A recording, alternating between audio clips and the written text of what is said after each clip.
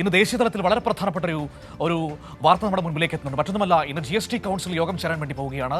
ഇന്നത്തെ GST കൗൺസിലിന്റെ പ്രത്യേകത എന്ന് പറയുന്നത് പുതിയ GST സ്ലാബിനെ കുറിച്ചുള്ള ചർച്ചകളാണ് അതിൽ ഏറ്റവും പ്രധാനപ്പെട്ടത്. അതായത് GST പരിഷ്കരണം. GST ഇനി 2 സ്ലാബുകൾ മാത്രമേ ഉണ്ടാകുകയുള്ളൂ എന്ന് പ്രധാനമന്ത്രി സ്വാതന്ത്ര്യദിന സന്ദേശത്തിൽ പറഞ്ഞതാണ്. 5%-യും 18%-യും. പക്ഷേ അവിടെ 2 പ്രധാനപ്പെട്ട ആശങ്കകളാണ്. ഒന്ന്, ഈ നികുതി ഘടന മാറുമ്പോൾ ആ വിലക്കുറവിന്റെ ആനുകൂല്യം സാധാരണക്കാരായ ഉപഭോക്താക്കൾക്ക് കിട്ടുമോ എന്നൊരാശങ്ക. ഇതുവരെ നികുതി സ്ലാബ് മാറിയപ്പോൾ ഒന്നും അതിൻ്റെ ഗുണം നമ്മളെപ്പോലുള്ള ആളുകൾക്ക് ലഭിച്ചിരുന്നില്ല. അതൊരു ഭാഗത്ത്.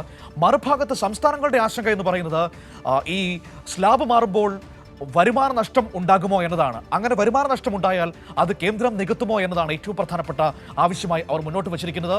ആ വിഷയമാണെന്ന് GST കൗൺസിലിൽ ചർച്ചയാവുക. അബ്ദുൾ റഷീർ ദില്ലിയിൽ നിന്ന് വാർത്തയുടെ വിവരങ്ങളുമായി നമ്മളോടൊപ്പം ചേരുകയാണ്. നോക്കാം GST കൗൺസിലിന്റെ സമഗ്രമായ വിശദാംശങ്ങൾ. Rasheed, good morning. ഇന്നിപ്പോൾ GST കൗൺസിൽ യോഗം ചേരാൻ വേണ്ടി പോവുകയാണ്. വളരെ നിർണായകമായ യോഗം. ഏറ്റവും പ്രധാനപ്പെട്ടത് പ്രധാനമന്ത്രി സ്വാതന്ത്ര്യദിന സന്ദേശത്തിൽ പറഞ്ഞ GST പുനഃപരിഷ്കരണം തന്നെയാണ് ചർച്ചയാവുക. ഈ സ്ലാബുകൾ മാറുമ്പോൾ 2 സ്ലാബുകളിലേക്ക് GST ഒതുങ്ങുമ്പോൾ സംസ്ഥാനങ്ങളുടെ ആശങ്ക വരുമാനം ഇല്ലാതാകുമോ എന്നതാണ്. GST വന്നപ്പോൾ തന്നെ സംസ്ഥാനങ്ങൾക്ക് വലിയ വരുമാന നഷ്ടം ഉണ്ടായിട്ടുണ്ട്. അത് വീണ്ടും ആവർത്തിക്കപ്പെടുമോ എന്ന ആശങ്ക വരുന്നു. ഒപ്പം തന്നെ സാധാരണക്കാരായ മനുഷ്യർക്ക് ഈ സ്ലാബുകൾ മാറുന്നതിന്റെ ഗുണം കിട്ടുമോ എന്ന ചോദ്യവും ഉയരുകയാണ്.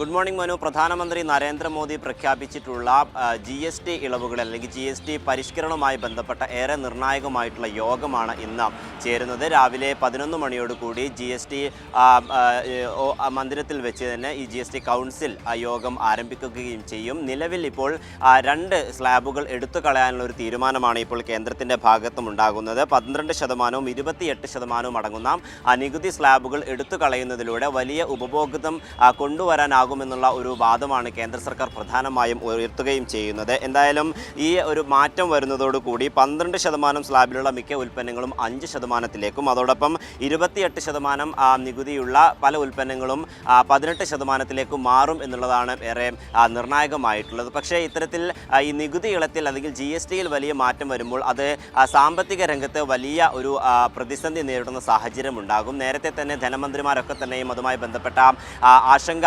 കേന്ദ്രത്തോട് പങ്കുവെക്കുകയും ചെയ്തിട്ടുണ്ട്. പ്രത്യേകിച്ചും കേരളമടക്കമുള്ള പ്രതിപക്ഷ സംസ്ഥാനങ്ങളെ ഇത്തരത്തിൽ സാമ്പത്തികമായി വലിയ ബുദ്ധിമുട്ടിലേക്ക് കൊണ്ടുപോകുന്ന ഒരു പരിഷ്കരണമാണ് ഇപ്പോൾ GSTയിൽ വരുന്നത്. നേരത്തെ ഈ 8000 കോടി വരെ ഒരു മാസത്തിലധികം 8000 കോടിയോളം വരുന്ന സാമ്പത്തിക നഷ്ടം സംസ്ഥാനത്തിൽ ഉണ്ടാകുമെന്നുള്ള ധനകാര്യമന്ത്രി KN ബാലഗോപാൽ വ്യക്തമാക്കുകയും ചെയ്തിരുന്നു. ഇത്തരത്തിൽ എല്ലാ സംസ്ഥാനങ്ങൾക്കും വലിയ സാമ്പത്തിക നഷ്ടം ഉണ്ടാക്കിക്കൊണ്ടായിരിക്കും ഈ പരിഷ്കരണം ഉണ്ടാവുക എന്നുള്ളതാണ് ഏറെ ആശങ്കയായി നിലനിൽക്കുന്നത്. അതോടൊപ്പം ഈ GST പരിഷ്കരണം വൻകിട കമ്പനികൾക്ക് വലിയ തോതിലുള്ള ലാഭമുണ്ടാക്കുന്ന സാഹചര്യം ഉണ്ടാകും. സാധാരണക്കാരായിട്ടുള്ള ചെറുകിട കച്ചവടക്കാർക്കും അതോടൊപ്പം അത്തരത്തിലുള്ള ആളുകൾക്കൊന്നും തന്നെ ഇതിൻ്റെ ഒരു ഗുണം ലഭ്യമാകുകയില്ല എന്നുള്ള കാര്യം കൂടി വ്യക്തമാണ്. ഇത്തരത്തിൽ വീണ്ടും ഈ സ്വകാര്യവൽക്കരണം പോലുള്ള കാര്യങ്ങളിലേക്ക് ഈ GST മേഖലയും കൊണ്ടുപോകുന്നു എന്നുള്ളതാണ് ഏറെ നിർണായകമായിട്ട്. എന്തായാലും ഇതിനെതിരെ ശക്തമായിട്ടുള്ള ഒരു പ്രതിരോധം തീർക്കാൻ ധനമന്ത്രിമാരൊക്കെ തന്നെയും തീരുമാനമെടുത്തിട്ടുണ്ട്. കഴിഞ്ഞ ദിവസങ്ങളിൽ